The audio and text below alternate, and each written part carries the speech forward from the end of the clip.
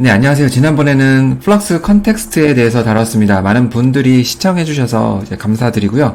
또 영상에서 다루지 못했던 부분들이 좀 아쉬운 점이 있어가지고 이런 것들을 좀 보충해서 알려드리면 좋을 것 같아서 제작을 하게 되었습니다. 네, 오늘 내용 보시게 되면 좀 도움이 많이 되실 것 같고요. 네, 바로 들어가 볼게요. 플럭스 컨텍스트 모델이 가지고 있는 가장 큰 장점이 일관성을 유지하면서 내가 원하는 것들을 이제 변형시킬 수 있잖아요. 그런 점이 가장 큰 저는 장점이라고 생각을 하는데요. 이 한 문장 가지고 변형을 해볼 수가 있죠. 이렇게 같은 재질을 가진 다른 물건들을 손 위에 있는 그런 이미지로 만들어 보는 건데 이렇게 조금 부족함은 있지만 얼마든지 변형해서 만들 수가 있습니다. 네, 그래서 이런 것들이 정말 큰 장점 중에 하나고요. 두 번째 이미지 보면은 소라에서 이런 종류들을 많이 있었죠. 역시나 이제 플럭스 컨텍스트에서는 조금 더 소라보다는 정교하게 이미지를 바꿔볼 수 있는 그런 장점이 있어서 유용하게 활용을 해볼 수가 있습니다.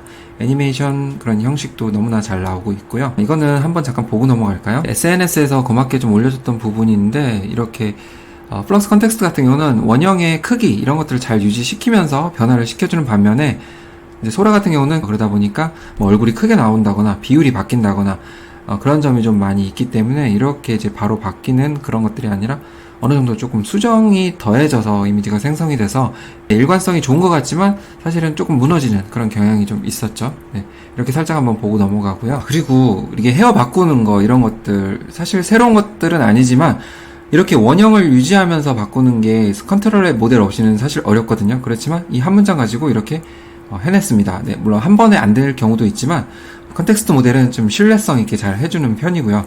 네, 프롬프트에 좀 예민하기 때문에 프롬프트 구조 이런 것들을 좀 잘 연구해서 좀 생성해 보시는 게 좋을 것 같습니다. 그리고 이렇게 성별 바꾸는 거, 네, 저번 영상에서도 나왔지만 이렇게 환경은 그대로 유지된 채 성별을 바꿔보는 그런 것도 재밌는 작업도 해볼 수가 있겠고요. 자, 그리고 이렇게 손에 들고 있는 이런 것도 바꿔볼 수가 있겠죠. 네, 이거 아시는 분 계시죠? 네, 망치가 아닌 형광봉을 들고 이제 응원하러 가는 그런 장면입니다. 네, 이렇게 해서 넘어가고요. 그 다음에 이제 표정 바꾸는 거 이런 것도 가능할까 궁금할 텐데 표정도 좀 바꿀 수가 있습니다. 그런데 외국인들은 조금 잘 되는 편이고 동양인들은 잘 안 되는 편이 맞습니다. 네, 동양인은 아무래도 입체적 구조가 아니기 때문에 얼굴의 변화에서 부자연스럽게 생성되는 경우가 좀 있어요. 그리고 과한 표정이라든지 이런 부분에 있어서는 얼굴의 일관성이 좀 많이 달라지는 그런 경향도 있습니다. 네, 참고를 해주시고요. 네, 그렇지만 여전히 한 문장으로 강력하게 바꿀 수 있는 그런 장점이 있습니다. 네, 다음 보겠습니다. 네, 이게 작년에 나왔다면 정말 엄청 났겠죠. 이렇게 안창호 선생의 과거 사진을 컬러 사진으로 복원한 내용인데요. 이렇게 문장만으로도 아주 쉽게 복원을 했습니다. 결과를 보시면은 정말 괜찮죠? 정말 100% 일치하진 않겠지만 상당히 유사하게 이미지가 만들어졌습니다. 네, 이런 작업들이 참 의미있게 해볼 수 있는 기술의 이용이라고 볼 수가 있겠고요. 자, 그 다음에 만들어진 이 두 개의 이미지 가지고 이렇게 같이 있는 모습을 만들어 보고 싶었는데 결과적으로는 비슷하진 않았어요. 이 멀티 이미지가 아직은 실험적이기 때문에 이거 완벽하게 아직 구현할 수 없다는 거, 이 점을 참고로 알아주시면 좋을 것 같고요. 이거는 이제 프리픽에서 멀티 이미지 이렇게 활용을 한 거예요. 이미지 두 개를 넣어놓고 프롬프팅을 통해서 같이 있는 그런 이미지를 만들어 보고자 했는데 결국은 아까와 같이 그렇게 비슷하지 않은 이미지가 만들어졌다, 이렇게 보시면 될 것 같습니다. 네, 그리고 이제 분위기를 바꿔볼 수가 있겠죠. 이렇게 일관성을 유지시킨 채 겨울의 이미지로 이렇게 바꿔보면은 스토리 구성하는 데 있어서도 정말 재밌게 활용을 해볼 수가 있을 것 같습니다. 네, 그리고 이것도 저번 영상에 나온 거지만 스케치를 이렇게 실사화하는 과정 정말 재밌겠죠. 마찬가지로 이렇게 러프한 스케치도 정밀한 이미지로 만들어 볼 수가 있습니다. 네, 물론 이게 한 번에 만들어진 건 아니고요.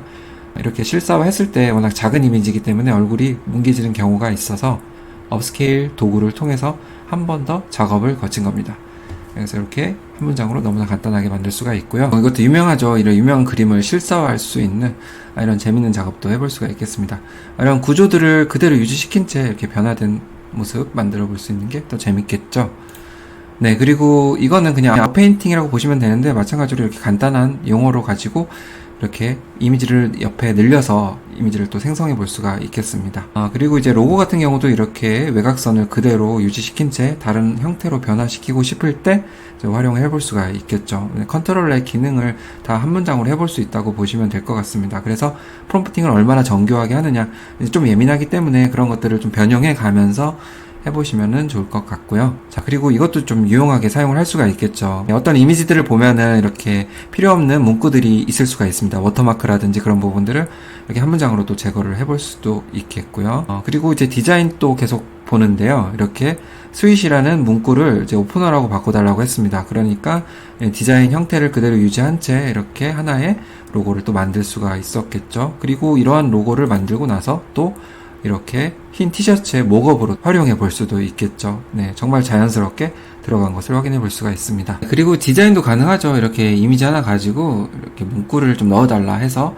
포스터를 좀 만들어 볼 수도 있겠고요. 네, 뭐 이거는 뭐 포토샵에도 할 수 있는 부분이지만 한 문장으로 금방 해볼 수도 있습니다. 네, 그리고 플럭스 컨텍스트에서 좀 놀라운 점 중에 하나가 리라이팅이 가능하다는 점입니다. 네, 여기 보시면은 그대로 이 피사체들이 그대로 유지된 채 이렇게 빛이 달라진 것을 볼 수가 있습니다. 인물이면 인물, 건물 다양하게 활용해 볼 수 있을 것 같고요. 그리고 물건을 이제 갖고 있는 거 이런 것도 좀 유용하게 해볼 수가 있는데 아까 이제 멀티 이미지 기억하시죠? 프리픽에서 두 개의 이미지를 올려가지고 그거 합성된 것들을 사용해 볼 수가 있는데 이렇게 어떤 여성 이미지 하나 올리고 그 다음에 패션 아이템이 있겠죠. 뭐 립스틱이든 가방이든 올려서 이렇게 합성된 모습으로 이렇게 만들어 볼 수가 있는데요. 여기서 이제 배경이 사실 물건 같은 경우는 없는 게 더 잘 되는 편입니다. 그래서 이렇게 적어봤고요. 뒤에 배경이 없이 그냥 딱 물건만 나온 이미지만 올리면은 좀 더 정확하게 이렇게 이미지를 만들어 볼 수가 있어요. 만약에 이거 같은 경우는 이렇게 엉뚱한 이미지가 만들어지거나 합니다. 그래서 참고를 해주시면 좋을 것 같습니다. 그리고 물건이라는 게 내가 볼 때는 어떤 크기라는 것이 인식이 되지만 사실 AI가 어떻게 크기를 갖고 있는지 알 수가 없기 때문에 정확하게 크기 같은 것도 좀 비교할 수 있게끔 프롬프팅에 녹여주시면 좀 도움이 될 것 같습니다. 네, 정답은 아니지만 좀 더 이제 좁혀갈 수 있는 그런 방법이라 말씀을 드려보고요. 네, 그럼 마지막으로 혹시 페이스 스왑이나 이런 것도 가능하냐 이런 것도 궁금할 텐데요. 사실 이것도 이제 멀티 이미지로 넣는 거기 때문에 아직은 부족합니다. 그래서 명확하게 되진 않고 사실 이 부분은 이제 런웨이에서 좀 더 잘 되는 편이기도 하고 이렇게 이제 남자의 얼굴을 브래드 피트로 바꿔달라고 했는데 이런 식으로 좀 다른 결과가 나왔죠. 이런 사례도 한번 확인해 보시면 좋을 것 같습니다. 자, 이제 마무리를 할 거고요. 이거를 어디서 사용하느냐 이런 것들은 정리를 좀 해놓은 곳이 있어요. 네, 제가 이제 오픈 채팅을 열었는데 거기 오시게 되면은 이런 자료들을 좀 공유할까 합니다. 네, 그래서 궁금하시면 더보기를 통해서 와주시면 좋을 것 같고요.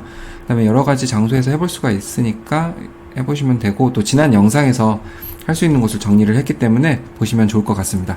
네, 그리고 이제 컨텍스트 프롬프트 방법이 약간은 있는데 아무래도 구체적이고 명확하게 해주시는 것이 좋고요. 그 다음에 텍스트 편집 같은 경우는 이제 따옴표를 통해서 해주시면 될 것 같습니다.